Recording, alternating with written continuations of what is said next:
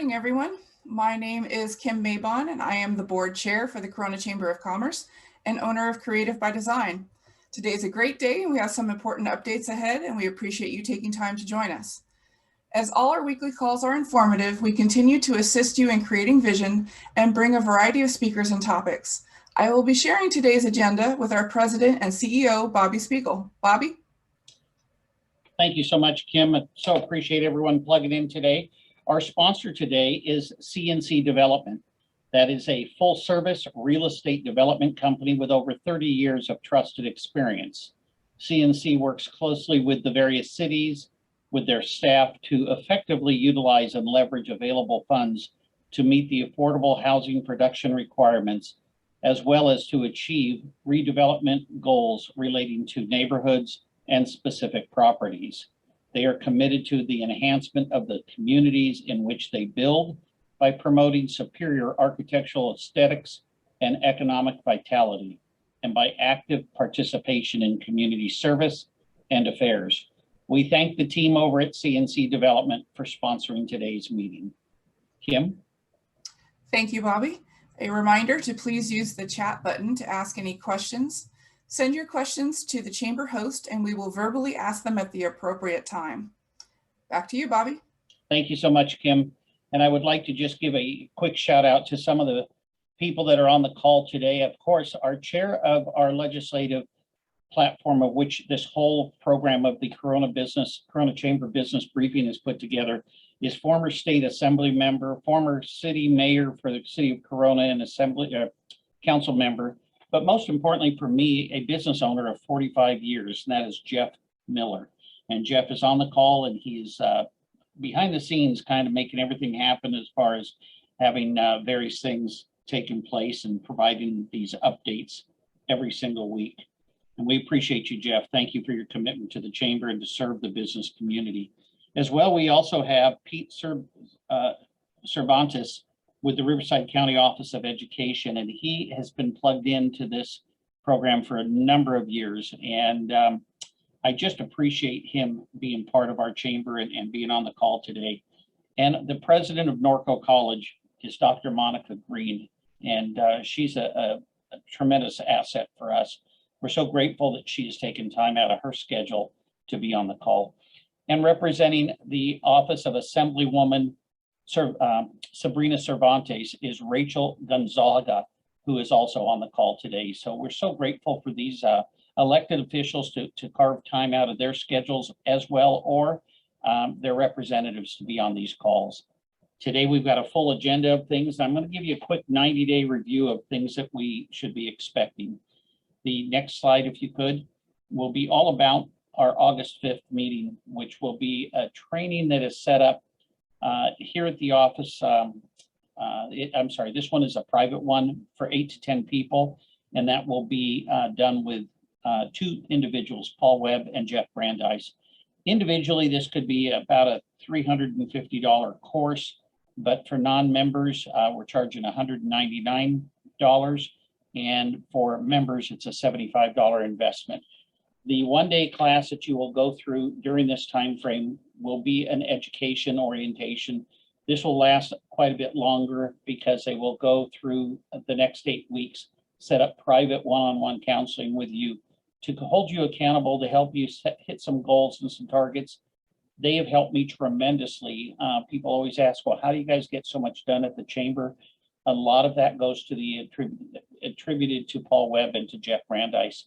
Sometimes when you're running a business or a large organization, it's hard to find someone that can relate to your schedule and to the challenges that you have. These guys do a great job with that. So register at the bit.ly that's on the screen, Paul Webb-OG5. The next slide is our mixer that's coming up. And, you know, mixers are often said that that's where real business gets done. So we changed the entire name to Circle City Social, because we want to be social, and we are so excited to be at this new restaurant, or the restaurant that's reopened. It's called the Original Cangrejo Nice, and that'll be on August 11th. If you want to actually set up like an exhibit booth, you can contact Desiree. We only have a few of those left, but we also have special pricing for members and prospective members. For more information on that, you can log on to the bit.ly/capital letters CCS for Circle City Social, capital A for August, so CCS AUG 11. The next slide, of course, is our Corona night with the Angels, and we are very, very excited to say of all the games, we have the best game of them all because it's Angels versus the Yankees, and it'll be a Tuesday night, August 31st. The game starts approximately 6:38, and so we do encourage you to get there as early as possible. Ticket pricing is $30 to $140, depending on where you would like to be seated. Bit.ly on that is /Corona Angels 21. Our women's conference is going to be September 30th. This is for the entire county of Riverside. And I just saw the approved list of speakers and what a lineup they've got. It is going to be exciting as this is the 10th annual event. We will be releasing those names next week, but we wanted you guys to know now that you should be considering sponsorship as well as individual ticket pricing.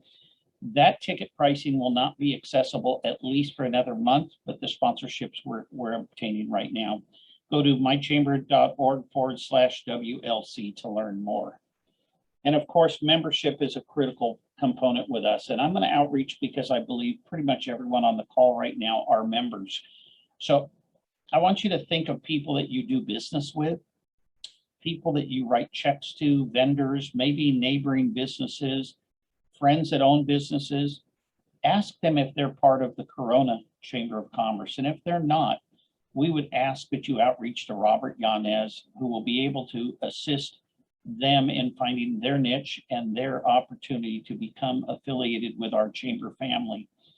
His information is up there on the screen. It's robert@mychamber.org, or you can call us at 951-737-3350.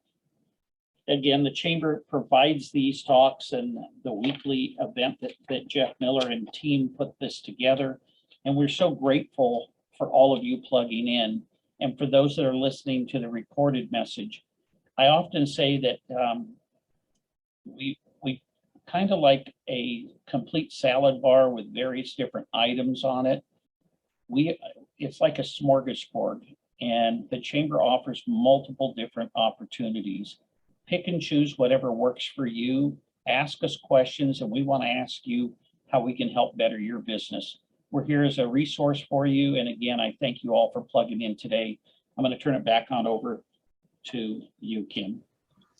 Thank you, Bobby. Anthony, do we have any questions for Bobby? There are no questions. Okay, well, at this time, we will shift to our advocacy segment, where our legislative advocate, Jeff Gibson, will share. Keeping a pulse on what's happening in Sacramento and Washington, D.C. can be a full-time job. With Jeff Gibson's thorough and complete research, he helps the Corona Chamber to act timely on projects and initiatives that help make a difference in shaping our community. As owner of Occidental Communication Group, Jeff Gibson takes a 40,000-foot view on most of the proposed bills, then dissects them to our level and how we as business owners and managers will be impacted by these proposed bills. His knowledge of complex political issues and the great relationships he has built ensure that the Corona Chamber has all the tools to be effective on behalf of the business community. Please help me welcome Jeff Gibson to share a legislative update. Good morning, everybody. Thank you, Kim. I appreciate that. And good to see everybody here this morning. So the legislature is out on recess. So as the old saying goes, that stretches back 150 years, all men are safe when the legislature is out of session. So we're out of session currently. And so what we're doing is taking, and our joke last week was that this is kind of considered mid-session. So session this year ran from December, the 1st of December, all the way until September 10th. And just to kind of give you an idea of how the legislature works, we are at mid-session essentially.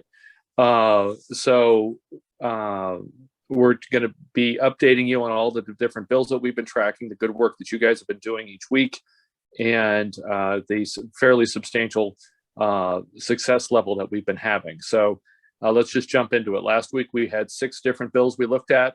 So, a few of them had been killed. Several of them had been stalled.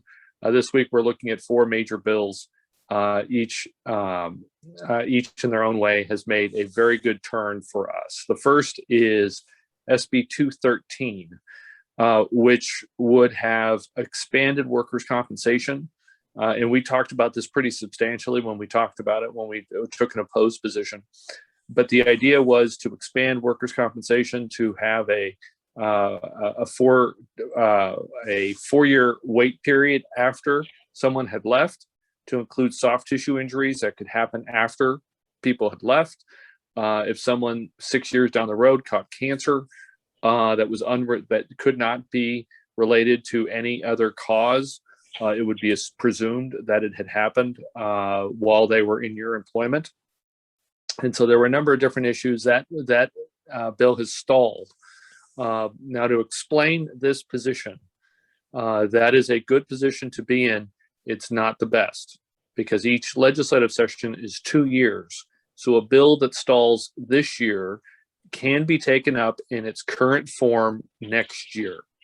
And so it's like hitting the pause button. We would much rather, given the difference between passing a bill and stalling a bill, you would rather have it stalled. You would also rather have it not considered at all, but that's a different thing. So SB 213, workers' compensation coverage expansion, has been stalled in its first policy committee. So if it were to be taken up, it would have to be taken up next year, or it could be amended into a bill, as we've discussed in the past. So this is one of the things that we're monitoring. Another bill that stalled was AB 95, which we talked about, which is a large expansion, massive expansion of bereavement leave to include 5 days of mandatory bereavement leave for any relationship that the worker defines, as opposed to a familial relationship that a worker defines, as opposed to what is defined in code. So a worker could come and say, well, it was my second uncle, but I was really close to him, so I need 5 days bereavement leave. So that bill has been stalled. So again, it's on a 2-year track. It has not been announced whether or not the author would pick that up. We're going to continue to monitor it. So it's something that's very important. The third is AB 650, which was going to pay on top of all of the for healthcare workers, and we've done a lot as a group, a lot as a community, a lot as a country, to honor healthcare workers and the sacrifice that they went through during the pandemic and are continuing to go through as we now are facing further challenges. But the piece of the puzzle that this was going to throw at healthcare employers was an additional bonus of $6.7 billion that the state would not pay, but that private hospital employers would pay. So AB 650, again, stalled, which is good news, but it's not the greatest news, because it can be taken up in many different forms, or it can be taken up next year. So we're going to continue to watch it. Another stalled bill is AB 995, which, again, you may remember, this was a massive expansion of sick leave and what workers could do in using or claiming sick leave to, and so that has stalled as well. Largely under, now each of these 4 bills have stalled in an environment in which the legislature has money to spend. It has $75.7 billion to spend over the next 2 years that it currently would not have had, basically in unplanned capital gains and income tax receipts. So if the legislature is considering not doing these bills, that's a very good sign that they understand some of the challenges that we face. And then finally, a bill that was amended, but it is still moving through in its initial form. AB 1003 defined criminal liability for employers as almost any honest outcome that a customer of yours disagreed with. So if you had a product or a service and you sold that product and service, you made that product in good faith, or that service, you delivered the service in good faith, you it was accepted in good faith, it was paid for, and then for some reason the client later down the line decided that they either weren't satisfied with the level of service that was provided, or there was something, some horrible outcome that was independent of anything that you had done. In its initial form, the bill would have allowed for you to be to have criminal liability. And so the legislature very wisely amended that bill to only get into basically a restatement of existing code on what criminal liability is in the provision of services and products. And so we're still monitoring the bill, because the amendments, if you can amend a bill in, you can amend a bill out. So that's something that we're keeping track of very closely. So the key thing for you to do this week, if you're going to be communicating, and we're always going to be asking you to communicate with Senator Roth and Assemblymember Cervantes, is to make sure that they understand that, especially in the large amount of committee work that they're going to have within the first 2 weeks of getting back into session, and then in all the voting that they're going to be doing on the floor, that several of these stalled bills, that elements of them can be included in at the last minute. And on the issues, especially on the expansion of workers' compensation and leave requirements, that we really need them to pay very close attention and do everything they can to oppose the provisions in these bills, because the legislature took them up in policy committee and decided to take no action. So that would be very similar to you're working with your COO and you decide not to encumber a cost or take on a project, but you end up taking it on anyway because at the last minute it felt like it was the important thing to do. Those are we're getting into a time where gut and amend, which we talked about last week, which is a bill that's on pesticides, can suddenly become a bill that's on schools, or any subject. It's on one subject, it can go to another subject almost immediately.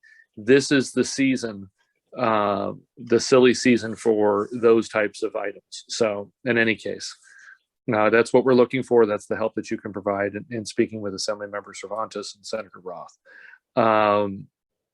Any questions or comments or concerns or anything else? Thank you, Jeff. Anthony, are there any questions for him? There are no questions. I have stunned you into silence on a beautiful summer day. Okay, well, thank you very much, Jeff. As he Okay. mentioned, please reach out to your local representatives, Assemblymember Sabrina Cervantes and Senator Richard Roth, both of whose contact information is provided on your screen. Again, thank you, Jeff, for providing us with those updates. Bobby. Yes, I'd like to again thank our sponsor, CNC Development. They approach every project with long-term goals in mind through quality design and construction. They ensure that each development will remain successful far into the future. You can learn more about this exciting company by visiting their website, c-cdev.com, or you can contact us here at the Chamber. They've been great partners with the Chamber of Commerce, and they truly love our community and have helped many nonprofits, and they build a beautiful product. For those that are interested, it's the new product just down the street from us. Is just one of the examples of what they are capable of doing.